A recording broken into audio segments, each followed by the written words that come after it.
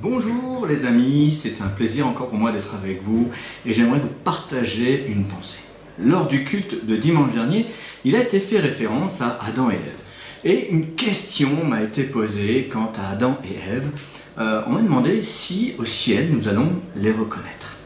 Pour ceux qui me connaissent, vous vous doutez qu'au premier abord, la question m'a d'abord fait sourire, puis immédiatement mon imagination galopante m'a permis d'imaginer ce couple avec tout un tas de personnes autour d'eux, en train de les alpaguer, et puis de blâmer Ève d'avoir succombé à ce fruit défendu, de reprocher à Adam son manque d'autorité sur son épouse, sur ses fils. Et puis je me suis immédiatement ressaisi parce que finalement cette question est bien plus sérieuse qu'il n'y paraît. Pour répondre simplement, je pense qu'au ciel nous nous reconnaîtrons. Et j'ignore de quelle manière ça se fera, mais ça se fera. Mais j'aimerais surtout vous y voir tous. C'est ça qui m'intéresserait le plus. Et qu'en sera-t-il des personnes que nous croiserons et que nous ne connaissions pas? Eh bien, je crois que nous aurons suffisamment le temps pour faire connaissance. Et en tout cas, l'éternité nous le permettra. Est-ce que nous reconnaîtrons les personnages illustres, tels que Moïse, Abraham, Ruth, David, et même Marie? Parce que je crois que Marie est au ciel et qu'elle n'a rien à voir avec ce que l'Église catholique peut nous dire d'elle aujourd'hui. Quoi qu'il en soit, oui, nous nous reconnaîtrons. Et reconnaîtrons-nous Adam et Ève? Déjà, y seront-ils?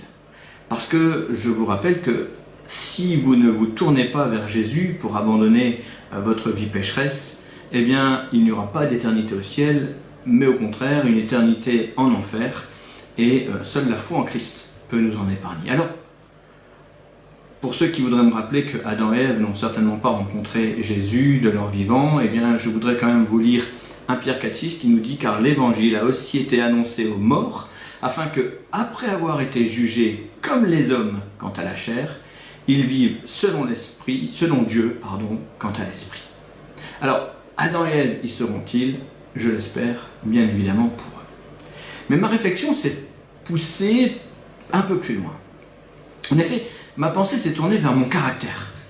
J'ai souvent imaginé demander à Noé pourquoi il n'a pas tué le couple de moustiques qui était dans l'arche. Mais toute blague à part. Allons-nous au ciel nous faire de reproches comme nous savons les faire ici-bas?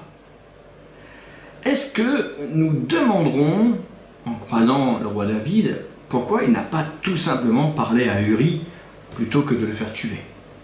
Est-ce que nous ferons le reproche à Moïse d'avoir tapé sur le rocher et ainsi raté son entrée en Canaan? Ou est-ce que nous demanderons à Abel d'où lui est venue l'idée d'offrir un tel sacrifice à Dieu alors que Caïn l'en a tué pour ça?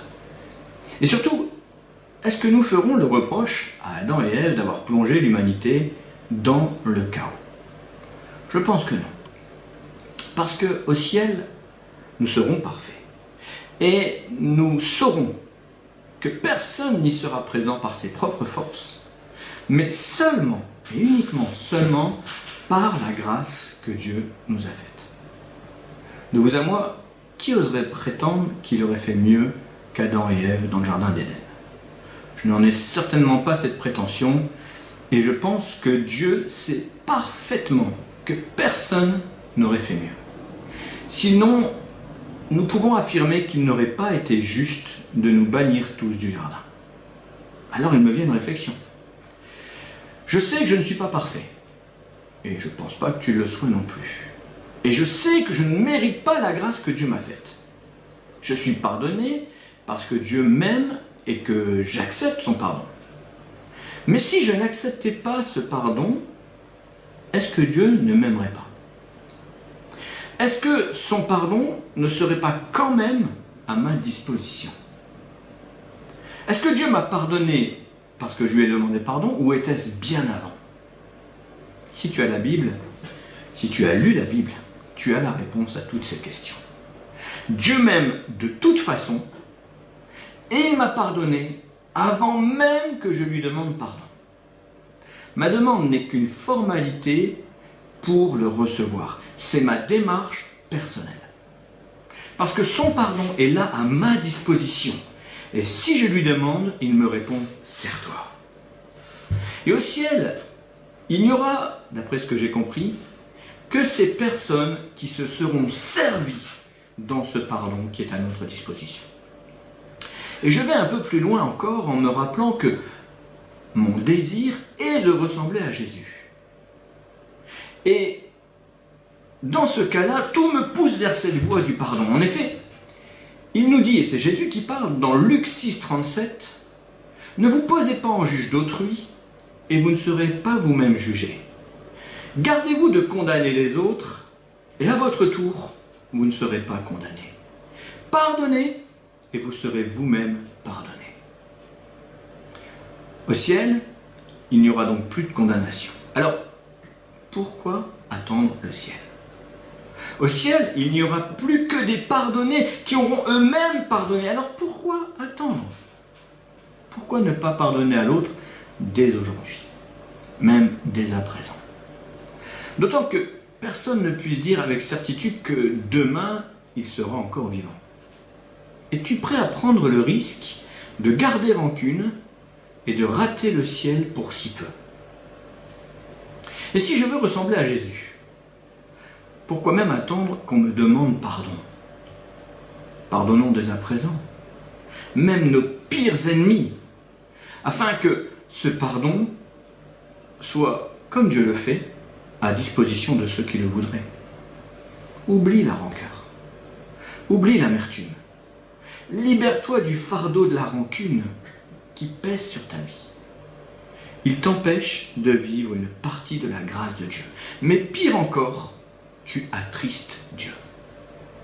J'entends parfois des messages qui nous encouragent à pardonner pour se libérer personnellement. Et je trouve ça finalement très égoïste. En cet instant, je t'invite à pardonner pour libérer l'autre. Et parce que tu aimes Dieu. Pardonner ne signifie pas que tu es maintenant d'accord avec ce que tu refusais hier. Pardonner n'est pas une faiblesse. Pardonner ne signifie pas autre chose que le fait que tu aies compris que garder rancune ne réparera rien, ne te fera pas avancer et peut nuire à l'autre. Or, la Bible nous demande d'aimer même ceux qui nous haïssent, alors que nulle part elle nous demande de haïr ni même de ne pas aimer. Être un enfant de Dieu ne signifie pas seulement que tu as accepté l'Évangile. Être un enfant de Dieu signifie que tu décides de tout faire pour lui plaire. Et accorder le pardon à tous ceux qui t'ennuient, c'est chercher à plaire à Dieu. Alors pourquoi attendre? Pardonne dès à présent, comme Dieu t'a pardonné. Et si tu es d'accord, eh bien, nous allons simplement terminer cette courte vidéo avec une prière concentrée sur le pardon.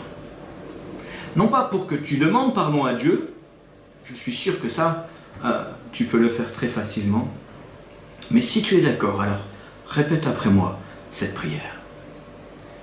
Seigneur Dieu de gloire, par ta grâce, tu m'as tout pardonné. Par ta grâce, tu veux faire de moi une nouvelle créature. Et Seigneur, je comprends que mon accès à la vie éternelle dépend aussi du pardon que moi je vais accorder à ceux qui m'ont blessé. Seigneur, aujourd'hui, maintenant, je veux pardonner à ceux qui m'ont blessé. Je pardonne à ceux qui m'ont offensé. Et Seigneur, au nom de Jésus, viens mettre dans mon cœur un profond pardon pour toutes ces personnes en qui et envers qui j'ai pu garder rancune. Je veux balayer tout cela maintenant, au nom de Jésus. Je veux les libérer de ce poids qui est sur leurs épaules. Je te remercie pour la grâce que tu m'accordes. Change mon cœur, Seigneur. Au nom de Jésus.